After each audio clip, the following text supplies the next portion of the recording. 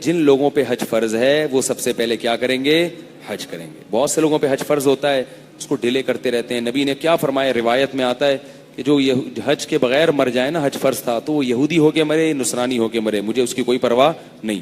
اور اللہ نے فرمایا کہ جو استغنا برتے گا، اس کے پاس مالی وسعت ہوئی اور میرے گھر کی زیارت کے لیے نہیں آیا، تو اللہ اس سے غنی ہے، اللہ کو اس کی پرواہ نہیں ہے. اللہ کو اپنا گھر ایسا ہی لگتا ہے جیسے آپ کسی گاؤں سے گھر پہنچیں اور آپ کے ابا کا گھر ہو کوئی، ٹھیک ہے نا. آپ جب امریکہ سے آئے اور ہوتے ہوتے اپنے گاؤں میں پہنچے تو ابا اماں کے گھر سب سے پہلے جاؤ گے نا. آپ ابا اماں کے نہیں گئے، چاچے کے جا رہے ہو، ماموں کے جا رہے ہو، دوست کے جا رہے ہو، اور ابا اماں کے گھر آئے بغیر واپس امریکہ چلے گئے اور ان کو فون پہ کہہ رہے ہیں ایکچولی ٹائم نہیں ملا تھا، میں آیا تھا ڈیڈی پاپا میں آیا تھا. وہ باپ کو کتنا غصہ آئے گا، تو میرے گھر نہیں آیا یار. تو اس سے زیادہ غضب کس کو آتا ہے؟ اللہ کو. پوری دنیا میں ہر جگہ چلے گئے، امریکہ جانے کا بھی شوق ہے، برطانیہ جانے کا بھی شوق ہے، سوئٹزرلینڈ کا ویزا بھی چاہتے ہو، اور جناب ایبٹ آباد گھومنے کا بھی شوق، اور جناب مری گھومنے کا بھی شوق. ہر جگہ تمہیں جانے کا شوق ہے. جس خدا نے بنایا اس کا کتنا بڑا احسان ہے، اس نے اپنا گھر بھی بنا دیا کہ تاکہ مجھ سے عشق کرنے والے اپنی محبت کی پیاس کو اس طرح سے بجھا سکیں. ورنہ اللہ اپنا گھر زمین پہ نہ بناتا تو ہم کس کے گھر کی دیواروں کو جا کے چومتے، کس کے غلاف کو پکڑتے، کس کے دروازے پہ ناک رگڑتے.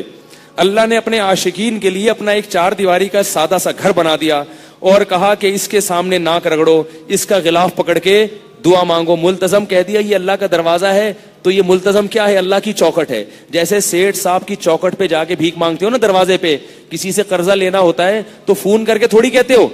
بھیکاری کو دیکھا کبھی کہ وہ فون پہ کہہ رہا ہو یار اتنے روپے چاہیے؟ بھیکاری آپ کے گھر کا دروازہ کھٹکھٹائے گا اور پھر بڑی لجاجت سے جھکے گا، اپنی حاجت بیان کرے گا. تو اللہ نے کہا مجھ سے مانگنا کیا ہے، کس طرح سے مانگنا ہے؟ میرے گھر آؤ اور ملتزم پہ اپنا رخسار رکھے اور اس کے غلاف کو پکڑ کے مجھ سے بھیک مانگو.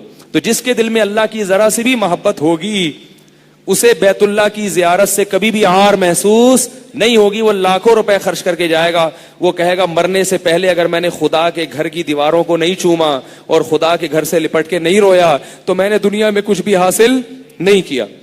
اور اللہ کو بڑا غضب آتا ہے. اس لیے اللہ نے فرمایا کہ جس میں استطاعت تھی اور نہیں آیا تو یاد رکھو اللہ کو تمہاری ضرورت نہیں ہے.